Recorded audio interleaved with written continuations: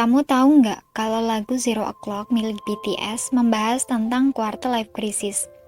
Bagi kalian yang ARMY pasti udah nggak asing dong sama lagu ini. Nah, quarter life crisis ini rata-rata 80% menyerang kaum milenial. Mungkin aja kamu salah satunya. Di video kali ini, aku bakal membahas mengenai quarter life crisis yang berkaitan dengan lagu Zero O'Clock milik BTS. Mulai dari tanda-tandanya kamu mengalami quarter life crisis, lalu penyebabnya, cara kalian menghadapinya, dan bagaimana BTS memberikan pesan pada kita untuk menghadapi quarter life crisis melalui lagunya Zero O'Clock. Kalian simak video ini sampai habis supaya kalian juga mendapatkan manfaat dan pengetahuan dari sini. Jangan lupa untuk subscribe supaya nggak ketinggalan video aku selanjutnya. Sebelumnya, aku jelaskan sedikit mengenai pengertian quarter life crisis. Quarter life crisis adalah periode saat seseorang berada di usia 18-30 tahun, merasa bahwa dia itu nggak memiliki tujuan hidup, merasa kehilangan arah, khawatir, bingung, dan galau akan masa depan. Orang yang mengalami quarter life crisis biasanya kerap mempertanyakan eksistensinya sebagai seorang manusia. Ada juga orang yang sampai merasa bahwa dirinya nggak memiliki tujuan hidup. Ini karena dia dihadapkan dengan banyak pilihan yang harus dia putuskan, atau dia merasa menjalani kehidupan yang menurutnya nggak sesuai dengan yang dia inginkan. Nah, hal itu pas banget penggambarannya dalam setiap lirik lagu Zero O'Clock milik BTS. Lalu apa aja sih tanda-tanda dan penyebab kita mengalami quarter life crisis? Yang pertama, merasa nggak bahagia menjalani rutinitas dan pekerjaan. Kalau dalam lirik lagu Zero O'Clock menyinggung, ada hari di mana kamu itu ngerasa sedih tanpa alasan. Kamu melihat semua orang itu sibuk dengan rutinitas mereka, sedangkan kamu itu nggak ngapa-ngapain. Kamu merasa nggak ngelakuin apapun dan hanya stuck di satu titik, kayak nggak bisa maju ataupun mundur. Ngerasa hidup kamu itu cuman gini-gini aja. Penyebabnya kamu mungkin sering merasa bahwa pekerjaan yang kamu miliki saat ini tuh nggak sesuai dengan passion kamu.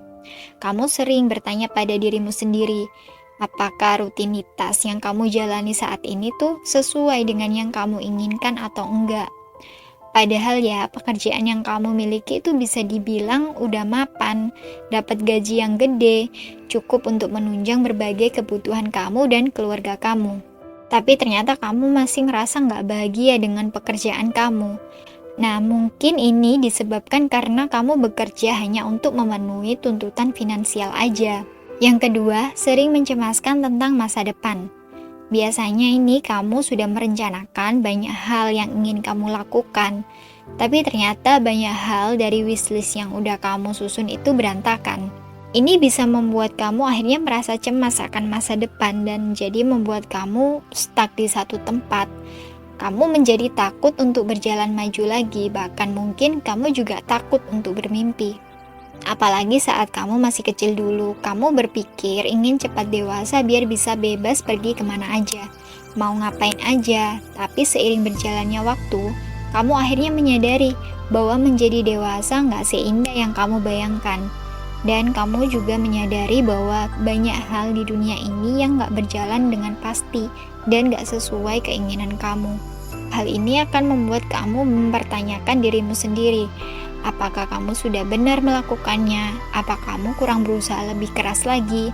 Atau memang ada yang salah dengan diri kamu? Yang ketiga, terlalu mengikuti ekspektasi orang lain. Kita hidup di dunia ini emang nggak sendiri, karena manusia itu makhluk sosial yang tentunya membutuhkan orang lain. Entah itu teman, keluarga, dan pasangan. Dalam menjalin hubungan pun tentu ada beberapa hal yang perlu kita lakukan supaya kita diterima di lingkungan tersebut. Hal ini terkadang membuat mereka menanamkan ekspektasi lebih pada kita. Karena kamu yang ingin selalu diterima dalam lingkungan pertemanan, dalam hubungan dengan pasanganmu, hingga di dalam keluarga, kamu gak jarang nih memaksakan diri untuk memenuhi ekspektasi mereka terhadap kamu. Dalam lagu Zero O'Clock juga mengatakan bahwa dunia itu seperti menuntut kita berlari mengikuti standarnya. Bukannya kita sampai di tempat tujuan, justru malah tersesat dan gak tahu tuh tujuan kamu apa dan mau kemana. Yang keempat, terlalu banyak pilihan yang harus diputuskan. Dalam hidup kita emang selalu dihadapkan pada sebuah pilihan dan keputusan. Mulai dari hal kecil seperti saat kita memilih dan memutuskan untuk makan siang apa yang harus kamu minum, sampai keputusan terbesar seperti memilih jenjang karir atau jurusan. Selain harus mempertimbangkan jurusan yang ingin kamu ambil, kamu juga harus menyesuaikan dengan kondisi finansial. Yang mungkin beresiko kamu jadi salah memilih jurusan yang gak sesuai dengan yang kamu inginkan. Lalu, bagaimana cara kita menghadapi quarter life crisis? Apa kita hanya pasrah aja sama keadaan? Lalu berpikir bahwa itu udah jalannya, itu udah takdir. Ya gak gitu juga. Meskipun gak ada jawaban yang pasti untuk semua pertanyaan yang kamu ajukan saat ini, tapi fase seperti itu tetap harus kamu persiapkan dan kamu hadapi. Supaya apa? Ya supaya kamu bisa tetap berkembang setiap harinya jadi lebih baik lagi. Memang wajar aja mengalami quarter life crisis, namun kamu juga nggak boleh menganggapnya remeh, karena jika tidak dihadapi dengan bijak, quarter life crisis bisa berubah jadi depresi. Berikut beberapa hal yang bisa kamu lakukan untuk menghadapi quarter life crisis. Yang pertama, berhenti membandingkan dirimu dengan orang lain. Membandingkan diri dengan orang lain hanya akan membuang-buang waktu dan membuat kamu semakin merasa khawatir dan cemas. Alih-alih memikirkan kehidupan orang lain, mulailah cari tahu apa yang sebenarnya kamu inginkan. Seperti mengenali apa yang kamu sukai, apa yang nggak kamu sukai, dan apa yang memang ingin kamu lakukan. Berhenti membandingkan hidupmu dengan orang lain karena setiap orang itu memiliki waktunya masing-masing. Seperti yang ada di lirik lagu Zero O'Clock, kamu itu harus percaya bahwa hari yang lebih baik itu akan segera datang. Jadi nggak melulu kamu terjebak dalam kesedihan hari ini, kamu nggak melulu berada di titik terendah. Kebahagiaan itu tetap ada di saat-saat tergelap sekalipun, selama kamu berani untuk menyalakan cahaya. Jadi yakinkan dirimu bahwa kamu itu mampu melewati satu hari yang berat ini dan optimis untuk hari esok. Ubah keraguan menjadi tindakan. Ketika kamu masih bingung akan suatu hal dalam hidup, jadikan itu kesempatan untuk menemukan tujuan baru atau goals baru. Nah, isi hari-hari kamu dengan hal-hal yang lebih positif untuk menemukan jawaban atas keraguan kamu. Sampai akhirnya jawaban itu datang dengan sendirinya. Misalkan nih, kamu udah menemukan apa yang ingin kamu lakukan untuk menjalani hidup ke depannya. Tapi sayangnya kamu itu masih terikat dengan pekerjaan yang gak sesuai dengan passion kamu. Di samping kamu tetap menjalankan tanggung jawab dalam pekerjaan kamu bisa mengisi waktu luang dengan belajar hal-hal baru untuk menambah wawasan.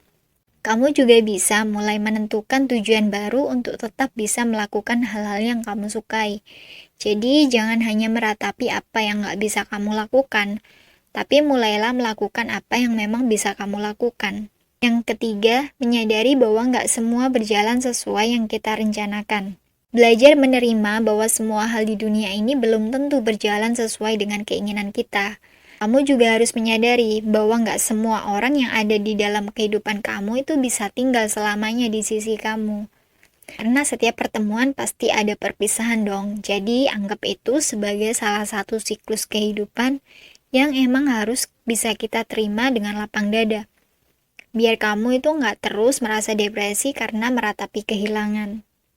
Dalam lagu Zero O'Clock pun mengatakan meskipun sesuatu yang udah terlanjur terjadi itu nggak bisa kita ubah, seenggaknya kita bisa melewatinya dengan baik dan bisa merencanakan hari esok yang lebih baik lagi. Yang keempat, belajar mencintai diri sendiri. Kamu harus menyadari bahwa nggak selalu kamu harus memaksakan diri melakukan semua hal dengan sempurna. Terlalu memaksakan diri untuk sesuatu yang kita nggak mampu itu melelahkan.